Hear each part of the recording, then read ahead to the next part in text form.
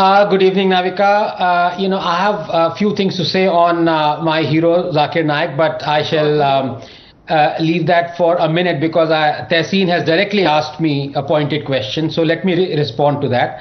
I think the truth is somewhere in the middle. This government, for all practical purposes, is schizophrenic. It sometimes befuddlingly appears to be weak, like in the case Tehseen correctly points out, in the case of Qatar, it has been weak. But on the other hand, when it needed to be strong, it has shown tremendous strength. In the wake of the Pulwama bombing, it directly attacked Pakistan. If you remember, in the wake of 28/11, when our armed forces were imploring the then Prime Minister Manmohan Singh to attack Pakistan, he got cold feet. So, the truth is somewhere in the middle. It befuddles me. Maybe it is that so-called Chappan Kranti, as Cool Funny t-shirt says, or, master stroke or something. They actually are weak when they shouldn't be. I mean, why should they appear to be weak in front of all countries, Qatar? So Tehseen is right there. But at the other side, he's wrong that, at places when you expect this government to be weak, it shows tremendous strength. Now, can I please have a couple of minutes? Because I want to really touch the nub of this issue, which is Zakir Naik. So, Navika, my 1 minute has gone, but I beg of you 2.5 minutes to explain Zakir Naik. Can you please allow me to do that? Go ahead. Fellow Go ahead, Dr. Anand Ranganathan. Thank you, because this is where I must negate my good friend Tehseen, because Zakir Naik is my hero. He opened my eyes.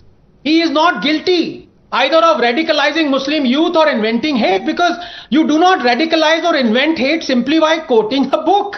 He has been made a convenient scapegoat by Muslims who are Islamophobic. That is, they fear Islam. They fear to bring out the orders and the commandments of their holy book in its entirety on Jews, Christians, polytheists, homosexuality, apostasy, heresy, dress code, wife beating, blasphemy, because they fear being called illiberal and hypocrites. So they end up condemning and branding as radicals the Muslims who are faithfully following the fundamentals.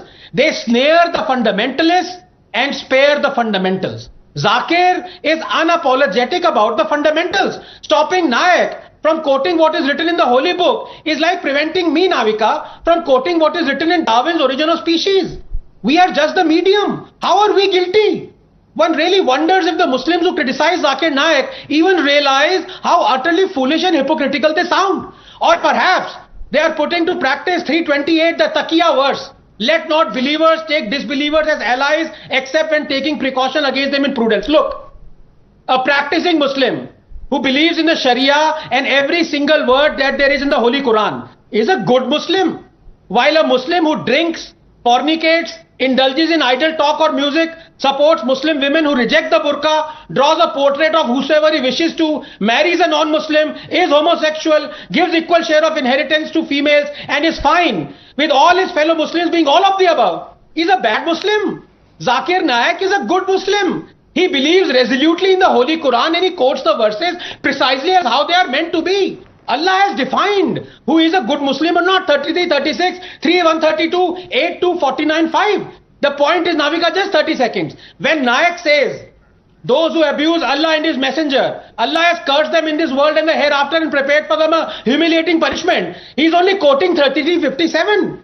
When he says, those who disbelieve in our verses, we will drive them into a fire, he is only quoting 4:56. When he says that a caste chronicling Kaun Jato Hindu journalist, even though he is Muslim friendly, will still go to hell, he is only quoting 21:98. When he says polytheists are the worst of creatures, he is only quoting 96. Navika, just 10 seconds. So are you telling me Zakir Naik is preaching hate because he is quoting hate? Then have the guts to say so. Actually, please don't. I want your head to remain satisfactorily attached to your torso.